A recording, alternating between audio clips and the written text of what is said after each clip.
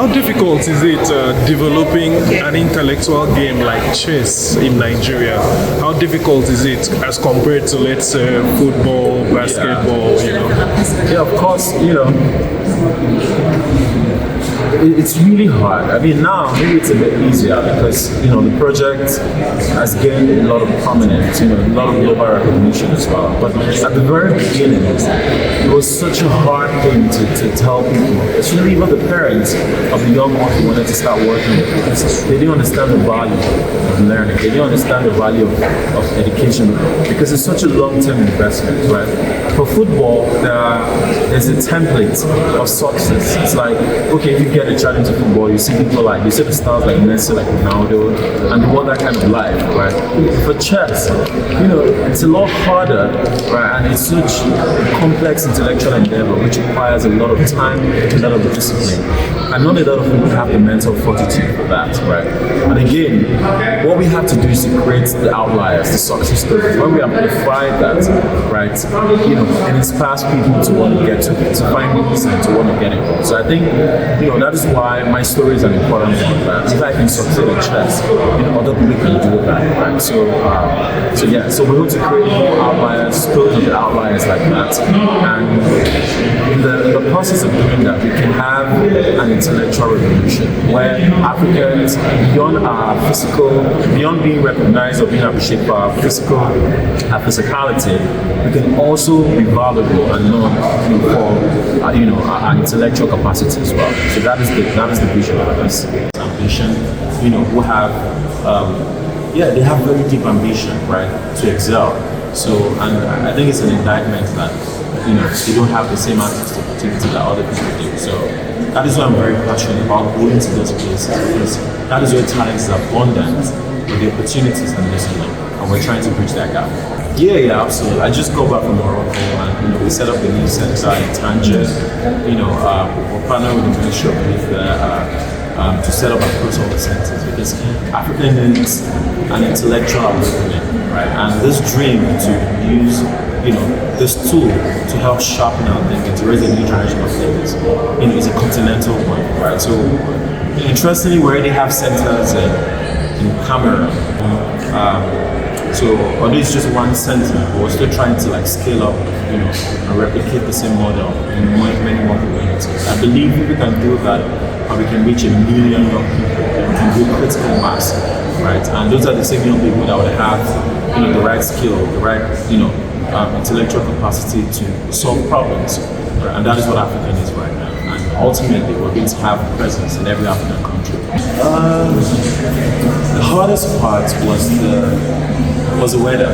So the weather was really cool. It was such a jarring experience. So, but at the same time, it was both a blessing and a curse, because the weather kept me awake. There was no way you would be able to sleep, with that cold. And so it kind of kept me awake. But at the same time, I was freezing, even with all the clothing I had on.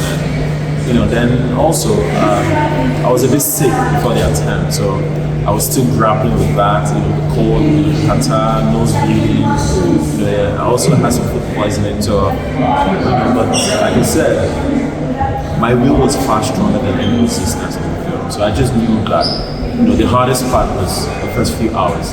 The rest was just going to be a matter of tenacity, right? So it was hard, but it was very well worth it. It's so hard for me to give, generic advice, because I think my story might be that of the outlier, and so it's so hard to give general advice to people. But I would say this, follow your curiosity. I think it's the things that we're deeply curious about, that help us find purpose, that help us become knowledgeable, right? If you're a very curious person, you will ask a lot of questions, and in seeking, answers to that questions, you will find your own path. So I encourage every young person to be curious, to ask a lot of questions, and find their path, and suffer through that path. There's a place for suffering, in whatever endeavor you decide to pursue, whether in the arts, in the sports, in the academics, in science. There is some suffering involved, but when you build strength of character, I think you go all the way. Yeah. My relationship with basketball. That's an interesting question. So I don't have an exact relationship with basketball particularly because I've always thought it was like for the really tall people, you know. And growing up, we never really had access. You know, I never had access, you know, personally to basketball. You know, but a lot of the young people I mentor and I train, some of them are very passionate about basketball, and you know, sometimes I try to watch them, and you know, it still tracks back to what I said earlier about talent being universal opportunity. You know, not just being there, and so yeah. You know, I soccer basketball, and I'm petrified that I'll be playing on Saturday, you know, for the charity match, and I'm not sure what to do, but hopefully we'll see how that goes. So I really look forward to it, you know. But more importantly, you know, all the young people I mentor that are passionate about it, I'm also equally passionate about helping them, you know, find the right opportunities as basketballers too. I'm a bit conflicted now because it used to be LeBron James, you know, for a really long time. But now I'm leaning towards, you know, Giannis because, you know, he's my guy, man. You know, my grandbrother, so yeah, Giannis. I even signed, when I was in New York, I sent him a chess ball, he signed chess ball. He's a great guy.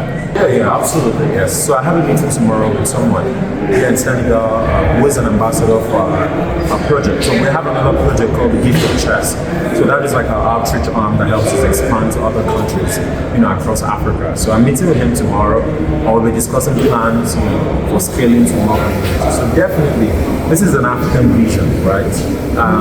Although, you know, we started in my home country, Nigeria, but it's an African vision because I believe for Africa to attain the prosperity that it deserves, you know, we need to work together, right? And for the longest time, our stories have been told about us. This is the time to tell our own stories, to invest in our own people. Our greatest resource is not our mineral raw material, it's our human capital. But we need to develop that human capital by pouring all our investment in it, and the people, especially the children, because we cannot tell the children that there is no hope. So definitely Senegal, you know, we're going to have more centers, you know, and other countries as well. So I look forward to that.